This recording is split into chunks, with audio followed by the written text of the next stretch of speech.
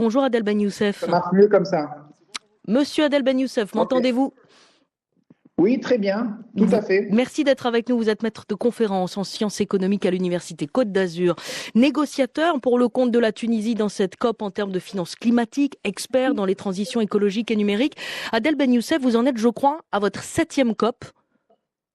Tout à fait, oui, tout à fait. Septième COP d'affilée où j'assiste la Tunisie sur la finance climatique, mais également en tant qu'observateur, donc un scientifique au cœur du dispositif en fait et des négociations. Et votre sentiment, alors, aujourd'hui, à l'issue de ces 2 semaines de négociations particulièrement difficiles?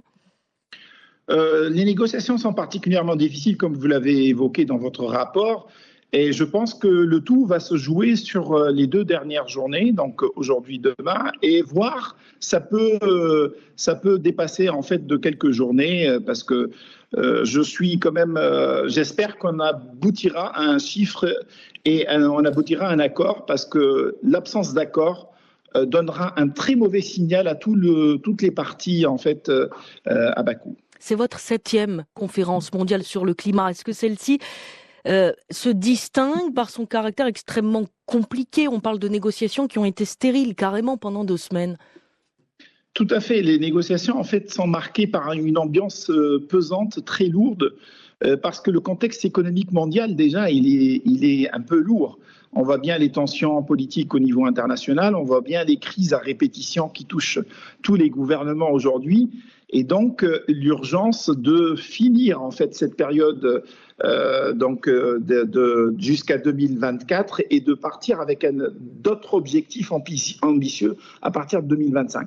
Donc on doit avoir cette urgence d'aboutir sur quelque chose de concret pour donner en fait au monde entier un signal que nous sommes en train de vraiment de prendre au sérieux la question climatique, et en même temps il y a un contexte international qui empêche en fait les progrès quelque part. Vous qui vous trouvez dans la délégation tunisienne, la question centrale, c'est effectivement, on en parlait, de déterminer combien d'argent les pays développés vont donner, transférer aux pays en développement. Quelle est la position de la Tunisie aujourd'hui?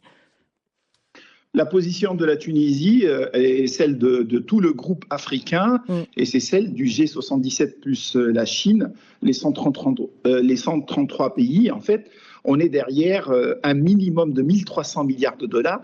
Et ça, c'est une estimation basse, hein, 1300 milliards de dollars, parce que vraiment, l'ampleur de la catastrophe est beaucoup plus importante qu'on l'avait anticipé en 2009, par exemple. Et donc, en gros, ça peut être progressif. La finance climatique doit être prévisible. On doit savoir exactement, en fait, en Tunisie et dans les autres pays, à quoi s'attendre comme financement pour savoir mettre en place les projets. Et les projets n'attendent pas. Mm. Et donc, on sait aussi que le contexte des pays développés est très particulier. C'est pourquoi il faut atteindre cette somme de manière progressive. Mais la Tunisie, elle fait franc avec tous les pays africains et tous les pays, en fait, qui ont subi cette catastrophe. Je tiens à rappeler la responsabilité historique en fait des pays du Nord par rapport à ça. Et donc aujourd'hui, il faudrait tacler ça avec des sommes conséquentes. Qu'est-ce qui se joue là dans les dernières heures avant l'accord final? On sent bien Ça se passe comment qu'aujourd'hui, en fait? ça se passe en fait qu'aujourd'hui, nous sommes en train d'avoir des positions. Très concrètement, la négociation elle continue. Les groupes sont en train de faire des propositions d'ici minuit pour une consolidation à partir de minuit pour pouvoir arriver à quelque chose. Et là, en général, c'est le poids de la présidence. C'est la présidence de la COP, de L'Azerbaïdjan ici, oui. l'Azerbaïdjan, qui essaye de peser pour pouvoir arriver en fait à un accord. Et on voit Et bien, en fait, elle y arrive, à votre avis, aujourd'hui?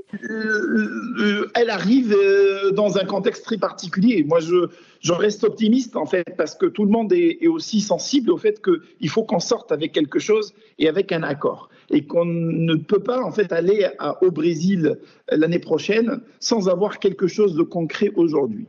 Et on voit bien qu'il y a des craquements aussi, des craquements. Je vous ai parlé de la position des 133 pays, mais il y a des pays qui sont sous-développés, les PMA, et qui demandent en fait, par exemple, qu'on mette noir sur blanc une somme pour les pays les moins avancés. Et là aussi, ça empêche en fait les progrès, parce que ce n'est plus une position unie du Sud-Nord où on essaie de négocier sur une somme, et ça, je suis sûr qu'on pourrait y arriver. Si à l'intérieur du Sud et à l'intérieur du Nord, il y a des craquements, ça devient difficile. Est-ce que vous diriez aujourd'hui que ça sert toujours à quelque chose malgré tous ces atermoiements? Parce que ce processus, je vous pose la question, il paraît d'ici très laborieux pour un résultat souvent décevant, en tout cas au regard de l'urgence climatique. Je peux comprendre le regard de l'extérieur. En fait, lorsqu'on est à l'extérieur, on a l'impression que ça n'avance pas. Mais dans la pratique, en fait, depuis l'accord de Paris, les choses ont avancé. Les pays, en fait, on a mis un cadre international, on a mis en fait une manière de communiquer entre les pays, on a mis en place en fait un cadre de transparence pour vérifier ce que les pays font et ne font pas. Donc, il y a beaucoup de domaines sur lesquels on a véritablement avancé. Le marché carbone et l'article 6, il y a des avancées à bas coût maintenant, mais la question des financements a toujours plombé le processus parce que justement, sur cette question, on voit bien qu'il y a des difficultés qui sont venues surtout du contexte économique international qui a changé ces dernières années, qui empêchent les pays développés d'honorer un tout petit peu leurs engagements. Adel Ben Youssef, merci beaucoup d'avoir accepté notre invitation pour nous raconter ces coulisses donc de la COP29 en ce moment à Bakou en Azerbaïdjan. Vous qui êtes maître de conférence en sciences économiques à l'université Côte d'Azur et négociateur pour le compte de la Tunisie.